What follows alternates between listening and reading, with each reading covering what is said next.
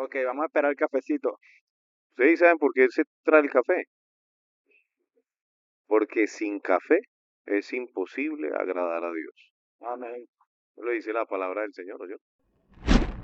Bueno, sean todos bienvenidos a su podcast Presby.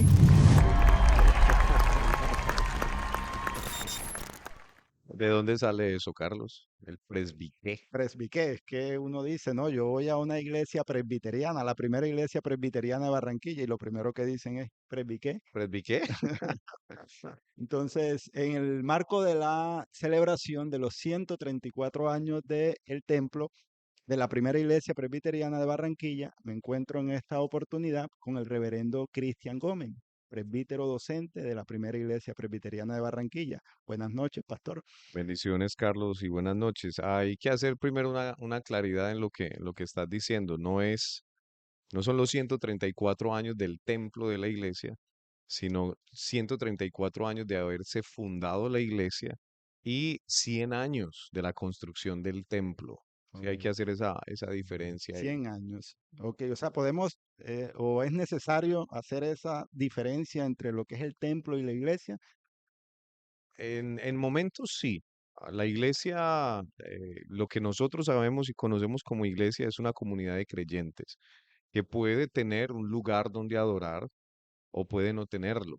Sí, no, la iglesia no se va a definir nunca por el templo. Sin embargo, el templo hace parte de la identidad de lo que es la iglesia. Entonces, sí es necesario hacer claridad en algunos momentos de qué es la iglesia y cuándo se funda una iglesia como tal y cuándo se construye el templo. Y sobre todo si estamos hablando de la iglesia, de la primera iglesia presbiteriana de Barranquilla y la importancia que ésta tiene.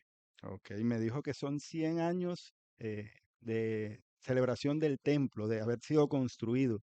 100 años es bastante tiempo. Sí. Estamos hablando de una arquitectura antigua, estamos hablando de un templo que tiene mucho tiempo. eh, ya se me olvidó. Aquí se le van a uno viniendo las ideas y se le van. Son 100 años del templo. Ajá. El templo, eh, el templo es el primer templo protestante evangélico, no católico, y tengo que hacer todo ese poco de claridades antes, de la Colombia continental. O sea que estamos en el espacio, en el primer espacio de adoración no católico que tuvo el país, que tuvo la Colombia continental. Y lo que decías frente a la arquitectura y a la calidad de construcción, porque tiene 100 años y todavía está en pie. Todavía está en pie este templo. Entonces, sí, estamos en un lugar muy importante, no solamente para la iglesia presbiteriana, sino para toda la iglesia evangélica cristiana no católica de la ciudad. Ok. Podríamos decir entonces que sería el primer templo en Colombia y también la primera iglesia protestante. Bueno, ahí también es donde tenemos que hacer claridad. Ciertamente la primera iglesia protestante del país, de Colombia, es la iglesia presbiteriana. O sea, los presbiterianos fueron los primeros evangélicos, los primeros protestantes en llegar al país. Esto fue en 1856. Antes de esto hubo, digamos, se preparó el terreno, ¿no? Como sabemos, nosotros como buenos cristianos, Dios allana el Mm. camino, ¿no? Va preparando el camino antes. Y antes de esto, desde las guerras de la independencia, se estaba preparando el terreno para la llegada del protestantismo a Colombia. Oh, Estoy hablando de las guerras que tuvo Simón Bolívar, Santander y todo esto contra los españoles que tuvieron el apoyo, estos libertadores, los que le conocemos nosotros como libertadores, tuvieron el apoyo de las legiones británicas para su lucha contra España, la lucha independentista. En esas legiones británicas, muchos de ellos eran puritanos reformados, protestantes, presbiterianos, que llegaron al país y se dieron cuenta que no había iglesia protestante aquí en Colombia, en Latinoamérica y empezaron a llamar o pidieron a capellanes para que les acompañara mientras este proceso de ayuda a los ejércitos libertadores aquí en el país. Una de estas personas muy famosa tiene una placa conmemorativa en el puente de Boyacá, que todo el mundo puede ir a verlo, y es el coronel James Fraser. Este fue el que mandó una carta a Inglaterra diciendo, hey, necesitamos un capellán protestante, por lo menos para mis tropas que están acá. Y ahí se va abriendo como la puerta de la llegada de la misión de la Iglesia Presbiteriana de los Estados Unidos aquí a Colombia, porque en Inglaterra no tenían gente y entonces le tiraron la pelota a, a la, a la Junta de Misiones de la Iglesia Presbiteriana de los Estados Unidos y ellos terminan mandando a un misionero, Henry Barrington Pratt, que llega a Colombia en 1856. Y el 6 de agosto de 1856 hace el primer culto evangélico protestante en la ciudad de Bogotá. Ahí se toma como inicio del evangelio protestante en el país, 1856. Entonces, lo que me preguntaba si es la primera iglesia protestante del país, esta la de Barranquilla, no, no es la primera. La primera fue la de Bogotá en 1856, pero lo que sí somos nosotros aquí en Barranquilla, somos el primer templo protestante, sí, el primer templo en construirse en la Colombia continental protestante evangélico es este templo de la primera iglesia presbiteriana de Barranquilla. Ok, entonces me causa un poco de curiosidad el nombre Primera Iglesia Presbiteriana de Barranquilla. Eso me daría a mí a entender de que hay otras iglesias presbiterianas en Barranquilla. Claro, sí, sí. Es muy común ver alrededor del mundo en todas las iglesias presbiterianas de tradición presbiteriana y protestante, Estados Unidos, Europa. Es muy común ver esos nombres, esas denominaciones, Ujú. ¿no? Primera, segunda, tercera, cuarta iglesia.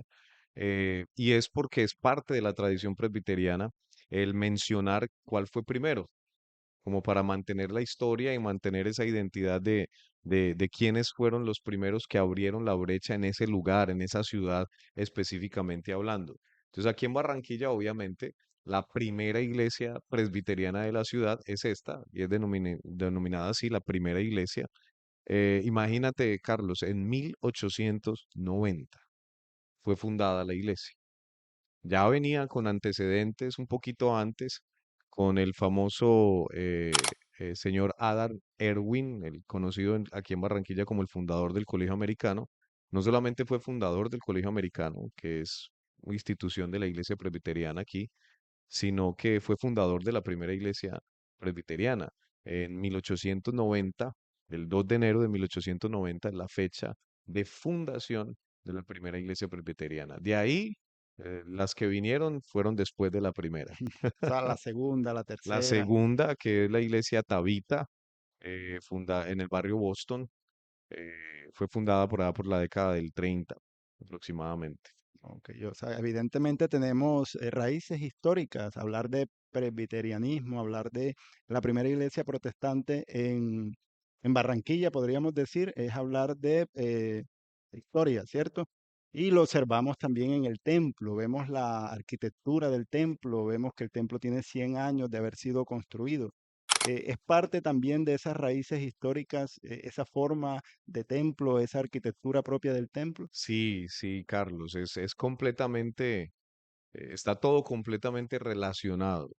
Lástima que en la actualidad, nosotros hablamos aproximadamente de la década del 50 al 60 en adelante, los evangélicos en Colombia hemos olvidado muchísimo la simbología.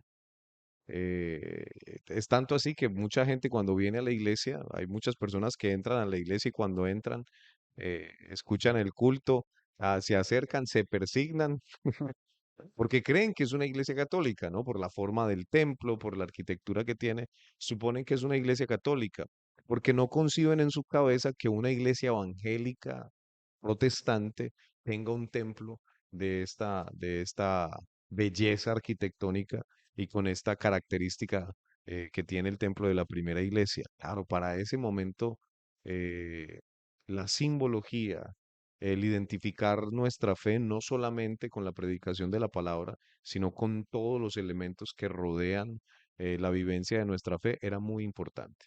Por eso la arquitectura responde a la época. Algunos historiadores hablan y arquitectos hablan de un arte, de un diseño arquitectónico Art Deco, sí, que era particular de la década de los 20, de los 30 aquí en la ciudad de Barranquilla, pero no solamente tiene eso, sino que tiene aspectos de arquitectura gótica, y sobre todo una simbología muy bella que es propia de la teología protestante, que son las puntas, ¿no?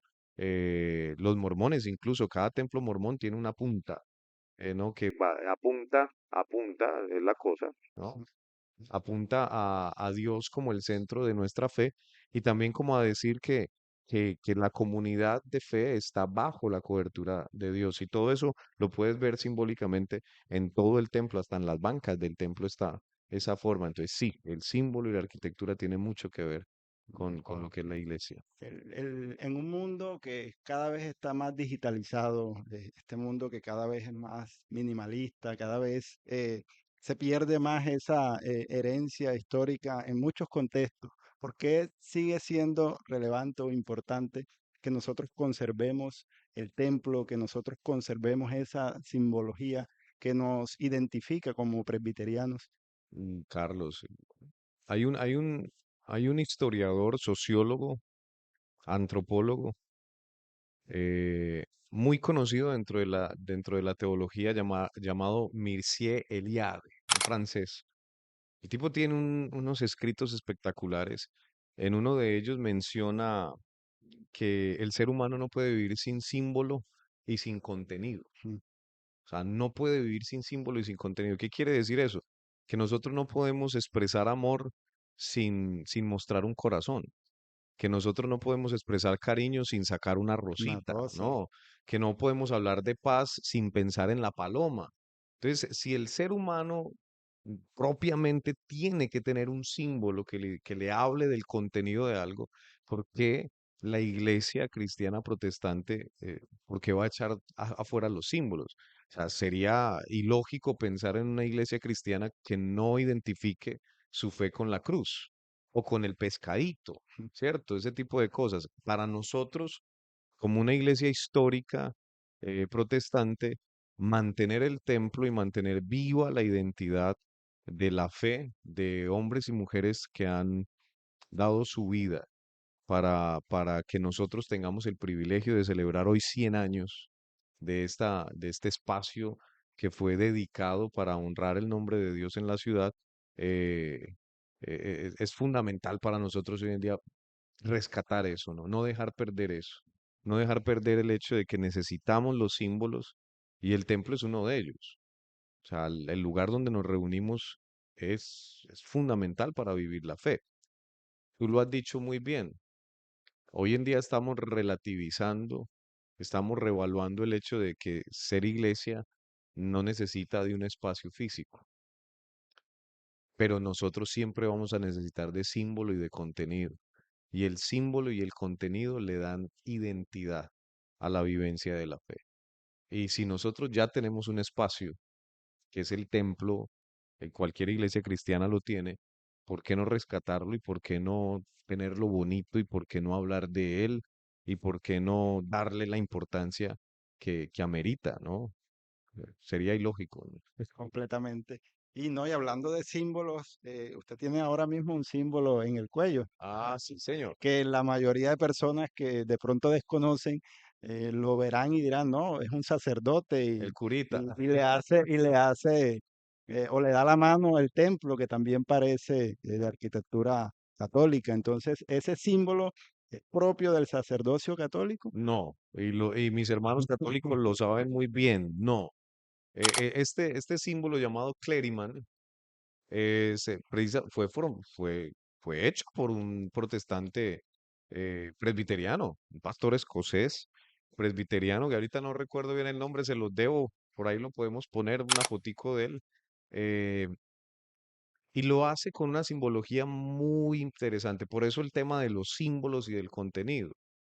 El cuello clerical hace alusión a la práctica que se tenía en la época medieval cuando la gente todavía mantenía esclavos, digámoslo, físicamente tenían esclavos y les ponían argollas, ¿no? Yo sé que ustedes muchos saben la historia de los piercing y de los aros en la nariz, en las orejas, que son formas de identificar al esclavo de alguien. Pues bien, habían esclavos que tenían un grillete, una especie de grillete fuese en el cuello, fuese en el brazo o fuese en el pie, o algunos otros de adorno en su nariz, en su oreja, que les decía, este tipo es de alguien, o sea, no se pertenece a él mismo, le pertenece a alguien más. Entonces este pastor protestante presbiteriano, él eh, asume el símbolo del cuello clerical diciendo, nosotros somos ministros de Jesucristo. Y como dice el apóstol Pablo, ¿no? En la epístola a Romanos, esclavos, ¿sí? Esclavos del Señor. El cuello clerical simboliza eso. Hace alusión a que nosotros somos esclavos de Jesús. Y que este es el grillete que nos identifica a nosotros, que no nos pertenecemos a nosotros mismos, sino que le pertenecemos a aquel que nos llamó de las tinieblas, a su luz admirable. Y no es Amén. católico. Ojo pues que Sí, no es sí. católico, es muy presbiteriano y muy protestante. Amén. Creo que ya hemos despertado la curiosidad de más de uno. Y si alguien quisiese venir a conocer el templo, ¿dónde está ubicado? ¿Cuál es la dirección para que las personas que de pronto están viendo y dicen, bueno, me gustaría conocer más de la historia de este templo, me gustaría conocerlo, me gustaría visitarlo? ¿Dónde está ubicado el templo? El templo está ubicado en la calle 44, número 4350, entre carreras 43 y 44, diagonal a lo que es la registraduría de acá del centro de Barranquilla. Incluso el templo está dentro de la ruta de patrimonio cultural e histórico de la ciudad. Hay personas que cuando la Secretaría de Cultura de acá de la ciudad hace esta ruta religiosa, el templo de la primera iglesia está incluido dentro de esta ruta para conocer los monumentos históricos y culturales de la ciudad. Así que el templo hace parte de eso.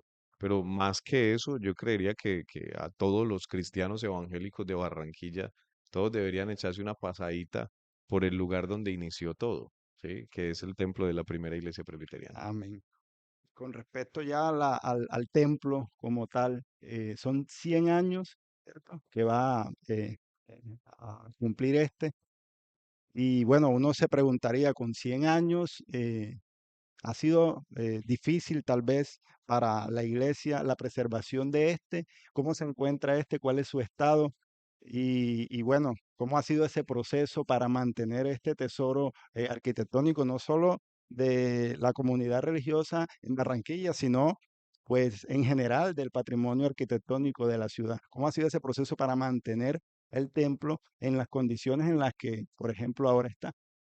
Complicado, pero hay que decirlo, hay que decir dos cosas, Carlos. La primera de ellas es que es la providencia de Dios, empezando por Amén. ahí, porque eh, como hablábamos fuera de cámaras, ¿no? Hay lugares, hay construcciones en la ciudad de Barranquilla que tienen menos años que el templo de la primera iglesia presbiteriana y están en condiciones deplorables, o sea, están arruinadas y el templo de la primera iglesia no.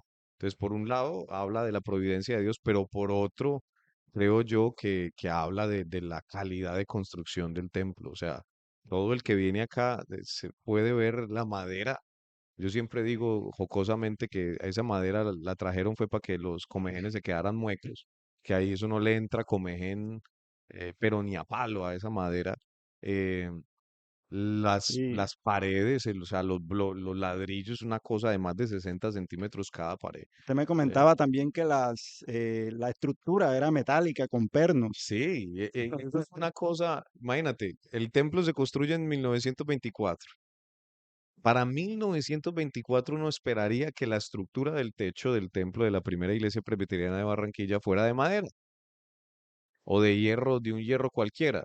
Pues no, no es ni de madera ni de un hierro cualquiera. O sea, eso es una estructura metálica que trae es con una especie de aleación que todavía no sabemos bien el dato, pero con una pintura anticorrosiva de la que le echan a los barcos, No. imagínense. O sea, una cosa y con pernos, o sea, con tuercas y con pernos. Y uno diría, para 1924, ese tipo de estructura metálica para un techo, eso era lo último en tecnología, o sea, eso era una Lo más innovación. innovador. Sí, o sea, hoy en día nosotros, todavía hoy en día hacer una estructura metálica de eso cuesta y es muy complicado hacerlo. Pero mira, en 1924 el templo de la primera iglesia ya lo tenía. Lo hicieron con amor y eso nos invita a nosotros que somos miembros de la iglesia a cuidarlo, a preservarlo y a darlo a conocer a las demás personas para que ellos también puedan gozarse no solo de este espacio, sino de lo que Dios hace cada día que nos reunimos nosotros acá en la iglesia. Así es, así Con es. relación, algo que se me está de pronto pasando, que le quería preguntar es, aquí tenemos miembros que tienen mucho tiempo de estar asistiendo a la iglesia. Creo que hay un miembro que tiene tal vez más de 50 años de estar asistiendo a la iglesia. Así es, así es. Esos miembros son un tesoro también para la comunidad.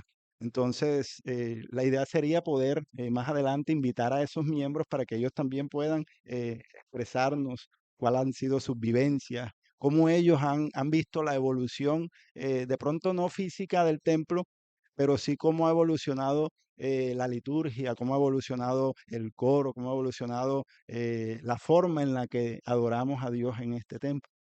Así es, Carlos, completamente de acuerdo contigo. Y creo que eso habla bastante fuerte de lo que significa la iglesia y lo que significa el espacio del templo. O sea, el tener personas que tienen más de 50 años en la iglesia tiene mucho que ver con el espacio, tiene mucho que ver con el lugar. O sea, la iglesia no se ha movido de ahí. Entonces eso hace también que la iglesia se vuelva parte del itinerario común de la persona.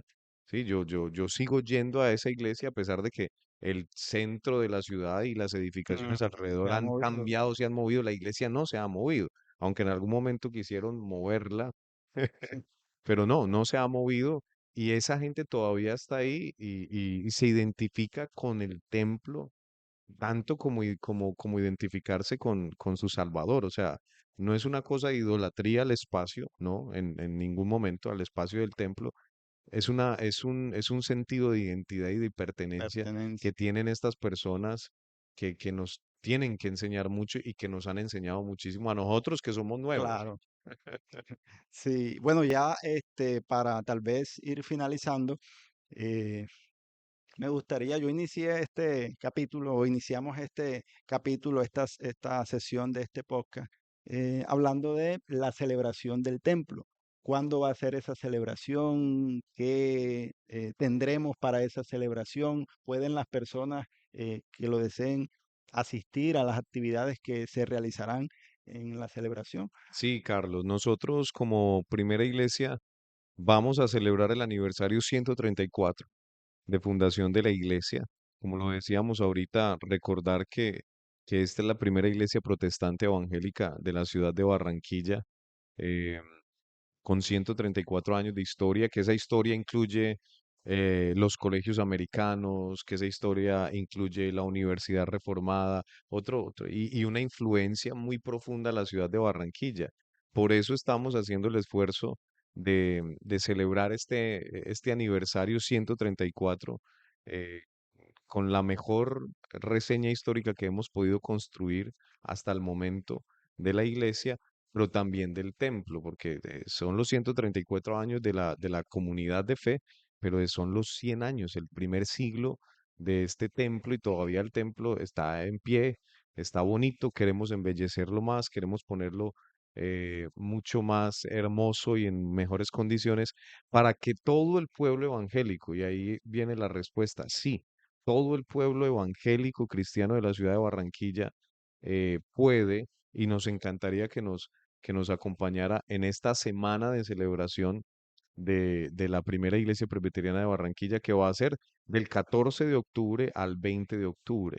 El culto central de Acción de Gracias va a ser el 20 de octubre a las 4 de la tarde aquí en la iglesia. Y yo digo también de manera muy jocosa a la gente que a veces está en el templo, yo siéntase orgulloso que usted está sentado en una banca de 100 años, por ejemplo, o que está en un lugar que tiene 100 años de historia y 100 años de, de identidad, de fe en Jesucristo como nuestro Señor y Salvador, y donde se ha predicado el Evangelio por ya un siglo, ¿no? Entonces, sería muy bueno que todos pudieran acompañarnos en esta gran celebración del 14 de octubre al 20.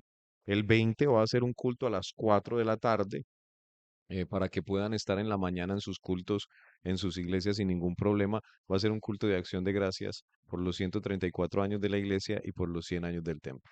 Perfecto. Bueno, una semana en la que estaremos eh, celebrando la construcción del templo y los 134 años de la primera iglesia protestante en Barranquilla. De la Así es, iglesia, primera iglesia presbiteriana de Barranquilla. Es usted bienvenido, puede acercarse, aquí lo esperamos con los brazos abiertos para enseñarles y para mostrarles lo que Dios nos ha enseñado en estos 134 años de ser iglesia, así porque es un es, aprendizaje.